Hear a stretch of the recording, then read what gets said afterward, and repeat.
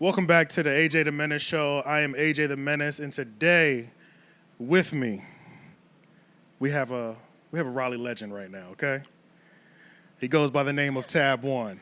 What's up? How you doing, man? I'm good, man. Did I appreciate you having me. Yeah, most definitely. I appreciate you reaching Yeah. out.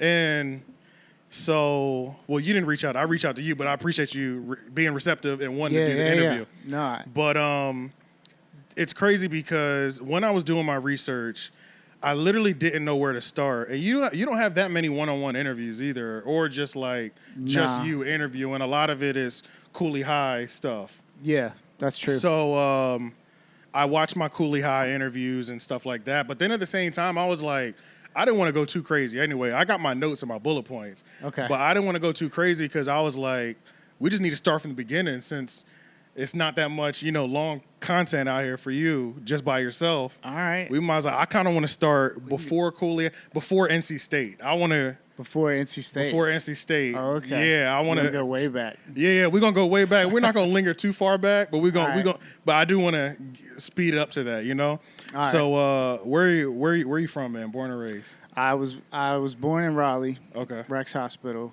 I lived, I think, out in Apex till I was like 2, so I don't remember any of that. Right. The And peak then- of good living. Yeah, the peak of good living, and then we moved to Burlington, North Carolina. Okay. So that's where I grew up. Went to high Gotcha. school, elementary school through high school. Okay. It was all in Burlington. What was it like growing up out there? I've been in that area. I used to live in Mebbins, and I know it's Yeah, pretty okay. country out there. Yeah, it's pretty country. I mean, we were in kind of, I guess, suburban area. I grew up like right down the street from my high school. I could walk to my elementary school, I could walk to my middle school, and I could walk to high school. Oh, dope. Oh, okay. So that was pretty cool.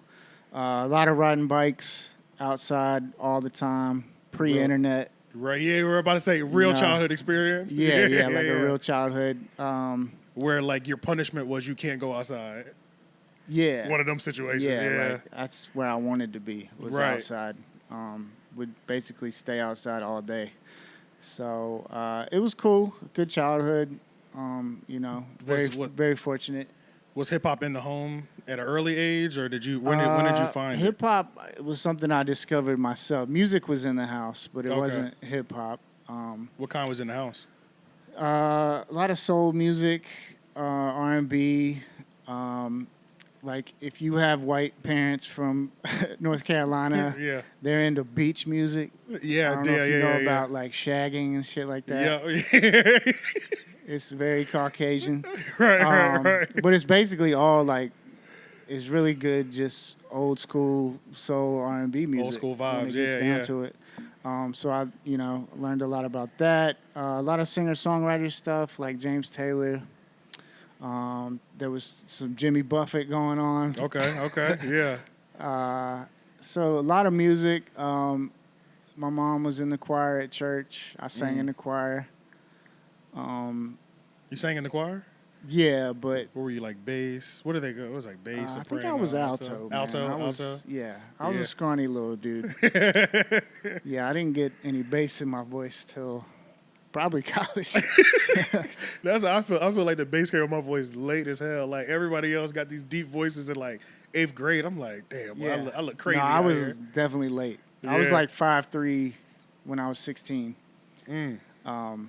I remember trying to buy beer when I came to the state, and I was legal age, but Right. guy wouldn't take my ID because it said I was 5'3", because they never changed the height on my ID.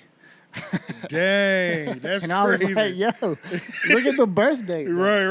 Right. Yeah, I was so mad. Dang. But yeah, so music was around. I have an older sister. My sister's 5 years older than me. Okay.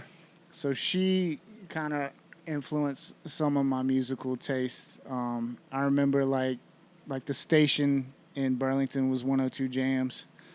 So I remember like listening to like Parents Just Don't Understand, Yeah. Well, Jazzy Jeff and Fresh Prince, yeah.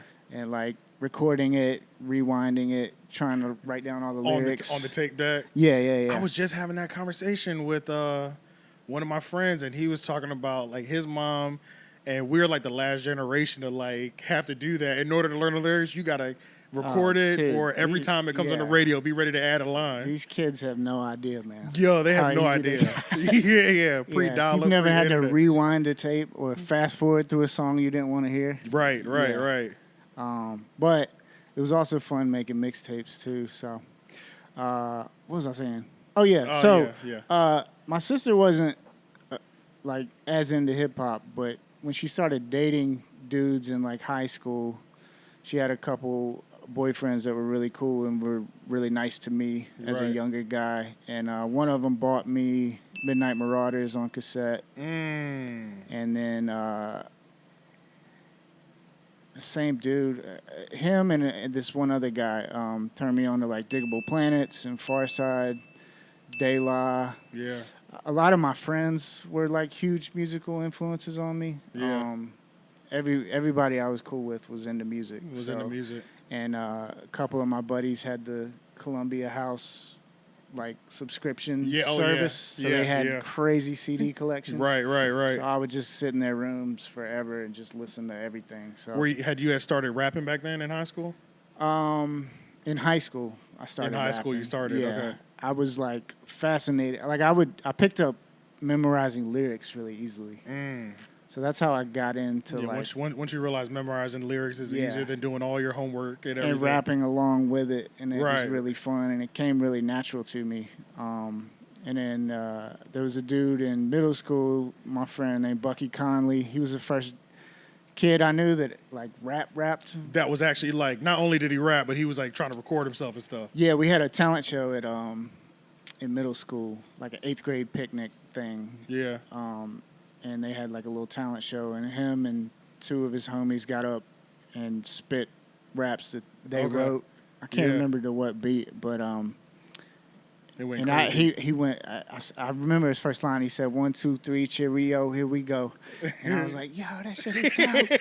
That shit is dope. He's going crazy. Yeah. And then like that's the same guy I started like freestyling with in high school, like in the locker room.